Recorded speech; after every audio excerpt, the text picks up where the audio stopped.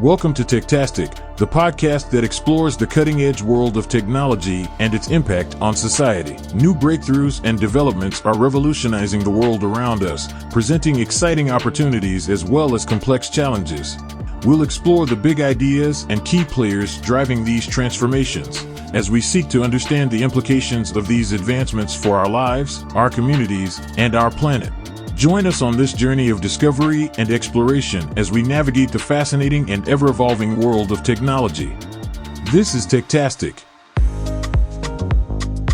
Tom Kemp, it's wonderful to have you on It's Techtastic. I'm so glad to have you here. Thank you for joining.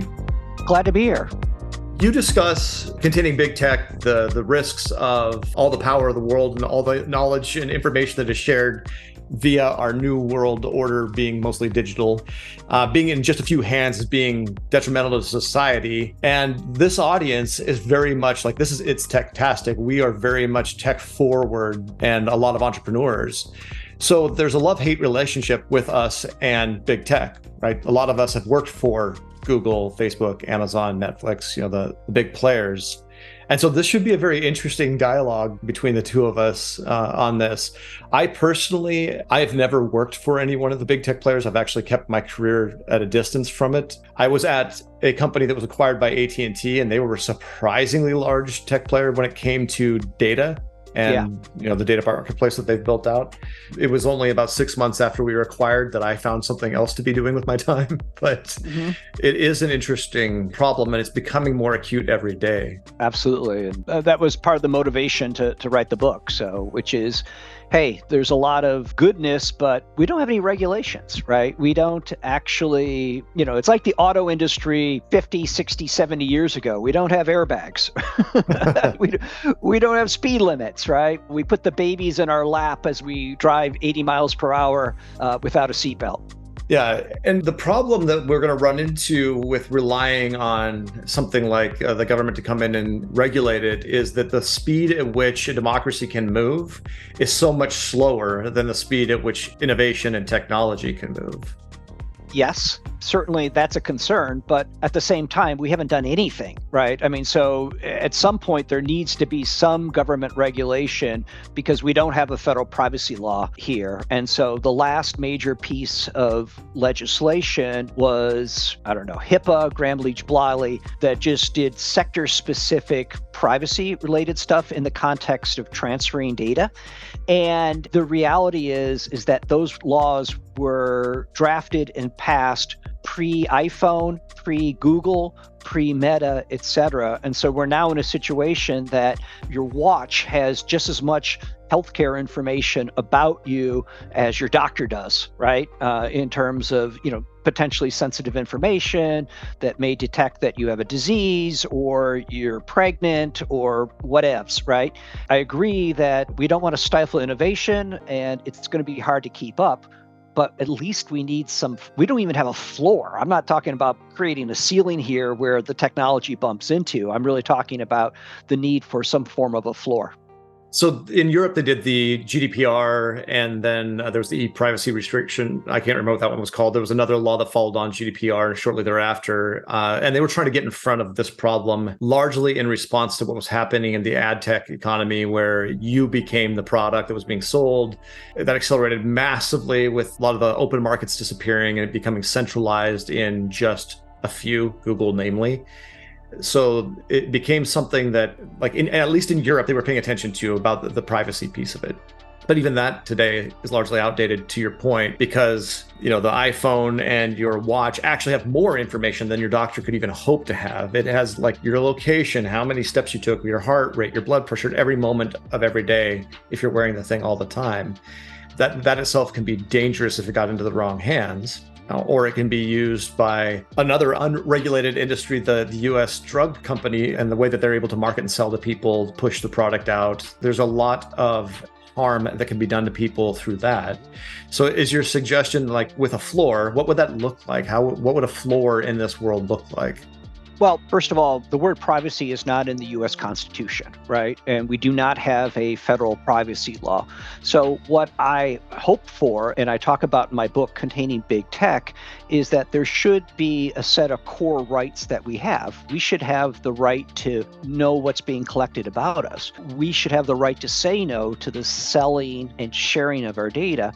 We should have the right to delete our data, the right to be left alone, so to speak. So we should have some basic rights associated with our data, because what's going to happen moving forward is, people are all crazy about, well, what about copyrighted material going into AI and being blended together?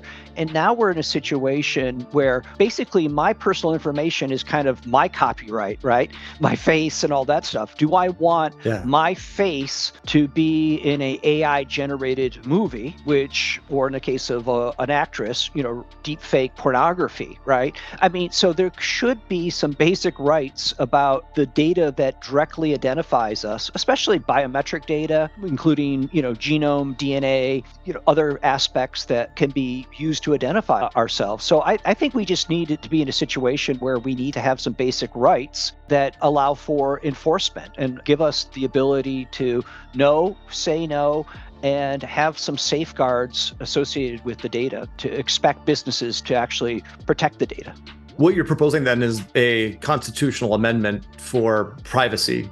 No, I'm not actually. I mean, even though California actually made a constitutional amendment to its constitution, 1972, which turned out to be very forward-thinking. The fact is that we've passed HIPAA, Gramm-Leach-Bliley, COPA for kids, FERPA. You can just kind of go down the whole list that in specific sectors, and those have been found to be constitutional. Even the FDC's Do Not Call registry has been found to be constitutionally protected as well. And so I don't think we need to change the Constitution. I just think simply that instead of having sectoral focused laws, we need a federal privacy law that at least, again, sets the floor, doesn't provide a ceiling, and allows individual states to be what Brandeis calls the laboratory of democracy, to be able to embrace and extend and provide additional capabilities. The reality is that the vast majority of states will be perfectly happy with the floor that's set at a federal level, but there could be some innovative states, namely California, that may go over and beyond that, and that's benefited society. If you look at consumer protection and automobile emissions, I think people, if you're environmentally focused, are glad that California can set the standard for auto emissions, and people have benefited from that in terms of the consumer protections that have been put forth at the state level. So I think that's the perfect mix of having a federal floor and with the ability for states to innovate to keep up with the change in technology. And with AI, it's only going to get worse, right? Considerably, yeah. To your point earlier about using your face for deep fakes and things of that nature, like anything that's not going to have a repercussion to the business that's actually leveraging it to do some action you don't want done. If you can't protect your likeness, you can't protect your genes. If those become publicly available for people to go and do something, they could target you individually on the most gross sci-fi version of the future, like individual genes to go after individual populations of people. Like there's all kinds of things that could be done just by having that information out there and making it so it can't be protected. It's not about you. But what I saw within the ad tech industry was the before GDPR, and that actually radically transformed how we had to behave. Was we just thought of every individual as part of a package that we were going to put together and sell to somebody else, and we would mix and match you. You were the product. So you might be, Tom, a golfer, that habitual golfer once a week would go out and play. And for Nike, that's who you'd be known as because they cared about that aspect of it. But for a drug company, it might be that you were of a certain age, gender, location, right? And so we would target you that way. And when GDPR came out, we had to rethink all of that. And this was a good thing. I don't believe that AI or anything else, any of the big tech companies should have free reign over our personal information. In fact, outside the fact of having a tech podcast and being a CEO of an AI company, I'm fairly largely a Luddite. I live on an island in the middle of the Northwest Pacific coast of the United States where there's not even a cell signal in my house. Like I try to be as far away from it as I can, partially because I see that. I already see what was there a decade ago. I know where that has to be going, and I don't want to be part of it. But I also don't see a way out. This is the big tech question I have for you. Part of the problem is that even if the federal government or even the states acted fast enough, the companies that are doing this today are so large and global in their impact and have such an economic impact that them even threatening to pull out of a region or to have some action is usually enough to stop there from being any momentum on it. Okay, well, there's a lot to unpack there. Yeah. But the first thing is that, yes, historically, we made a pact with the large tech companies whose business models advertising, in which we would enter their walled gardens, we would allow them to mine our data, and then they would serve us behavioral-based advertising. Right. And that resulted in us seeing ads like if we were looking for red shoes, that red shoe ad would follow us around everywhere for the next month or two. Right. The problem is that starting 5, 6, 7, 8 years ago, that people discovered, wait a minute, if I can target young single women who have babies and they want economically priced diapers, that people figured out, well, for a rental unit, I do not want a young single woman with babies, or for an employment opportunity. So they kind of flipped that model around and then started excluding people from economic opportunities, rentals, etc. In fact, both Meta and Google were found guilty of facilitating in their advertising systems the exclusion and discrimination of people as well. And then people also discovered that this incredible amount, you talked about golfer, but what if the golfer has diabetes, right? And so therefore, people now have insight into someone that they may not want to share, especially if it's collected by a data broker. If you're a hiring manager, you can get a background check or report, and that would include the fact that this person's a diabetic. You may say, I really don't want to hire this person because he may have had cancer, or it's assumed that he had cancer or inferred that he had cancer. But then now we're in this post-Dobbs world where things that were completely legal before in all 50 states are now increasingly in various states being illegal. And we now have counties in Texas saying that it's illegal to use our roads to drive to get an abortion. We have the Alabama Attorney General saying, I will track you down if you go out of state and get an abortion. How do you get that information? Well, you get the information from the precise geolocation of individuals. You take a look at, abortion clinics across the border, and then you map it back to whether or not these individuals that visited it have bed downs in your state, et cetera, and you go after people. Yeah. And then I haven't even talked about kids yet. Is it healthy in society to completely track kids? And then, of course, you now have algorithmic amplification. So it's very easy for kids. They watch a video with some violence, and all of a sudden, all the videos that they have right there. If someone was tracking the kids in a physical world like they do in online, they would be arrested for stalking. So I'm not against behavioral advertising. I'm against behavioral advertising for children. And I'm also against behavioral advertising that leverages sensitive personal data, including health, ethnicity, et cetera, that could be used in a traditional discriminatory. I don't mind, like, if I'm in Northern California and I'm being targeted for plumbing ads for people in the Bay Area, no problem. But I don't want to have it be inferred that I have diabetes and people are serving me advertisements about diabetes or adult diapers or anything that could be about my personal, situation as well. The reality is that there is just too much data being collected because people think that they can always eventually monetize this data, and the data reflects us. And unfortunately, there's people in the world that will look to use the data in negative ways that can be weaponized against us. One of the things that happened, I don't even remember the moment it happened, but I remember when I recognized it. So I was in the middle of the ad tech ecosystem and I despised it. It's one of the reasons I was there. You can't fix something that you are removed from. You need to get involved, is what I thought at the time. And so I jumped in with both feet and tried to make it something that I considered ethically sound.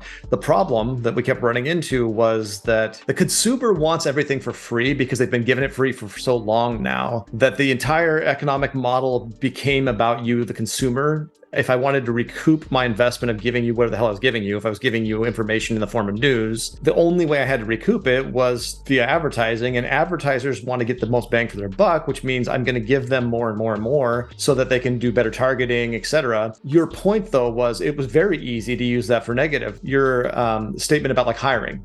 If I was to do a background check on an individual and find out before I'd even talk to them, I could determine based on their browsing behavior and a bunch of other stuff, quite a bit about them that they might not even know themselves. For example, we ran a test to determine whether or not a young person was pregnant, a young woman was pregnant. And we were more accurate at determining that than if we asked them if they believed they were pregnant. So we knew before they did, is what it came to be. What if the person that was running that test, now I can just run a campaign and say, I want to limit this by pregnant women.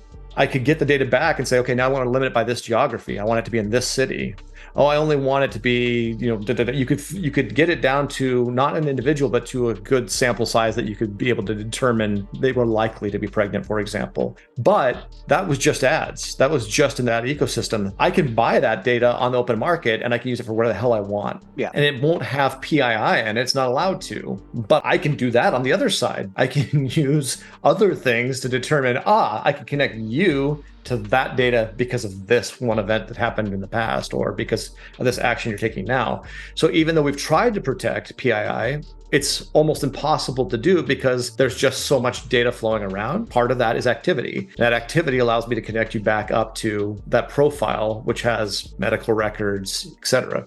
So the tech companies, they're trying to sell their advertising at a premium, and they say, hey, we have so much data insight that we can so micro-target people, et cetera. The irony is that when like misinformation or disinformation appears on their platform, they're like, oh, we don't have any influence on these people, right? So they talk to the advertisers that they have incredible amounts of influence.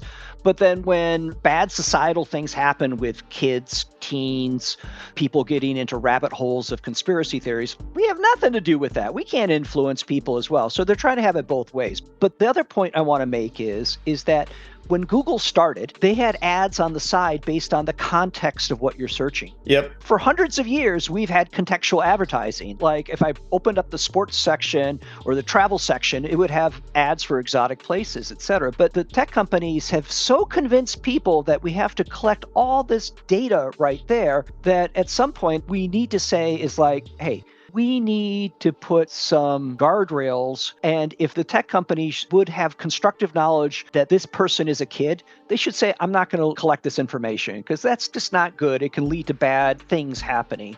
Same thing with limiting, sensitive medical information about people.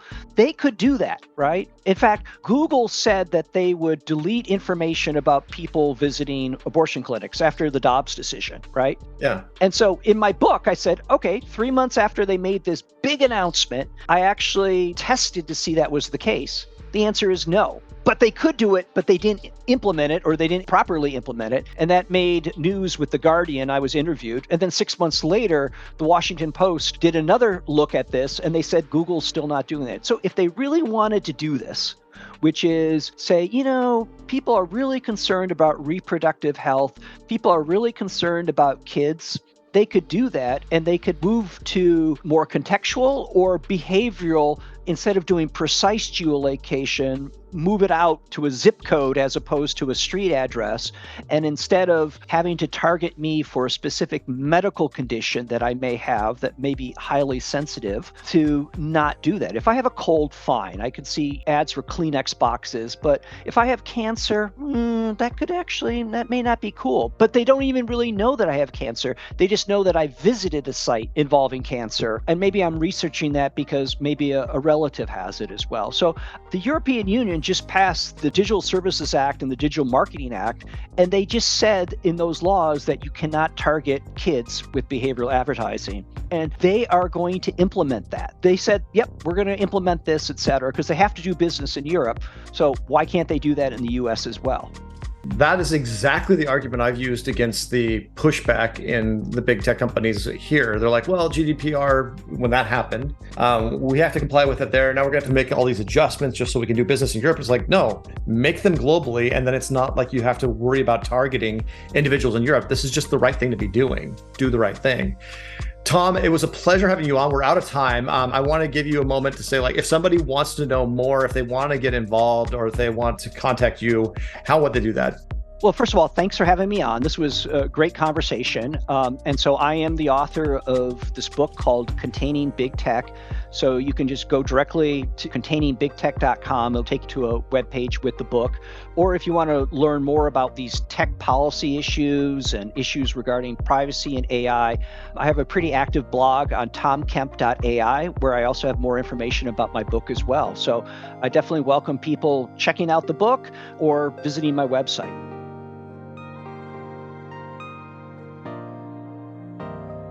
And that's a wrap for this episode of Techtastic. I want to thank you personally for joining us, and we'll see you next time. Until then, keep exploring and stay curious.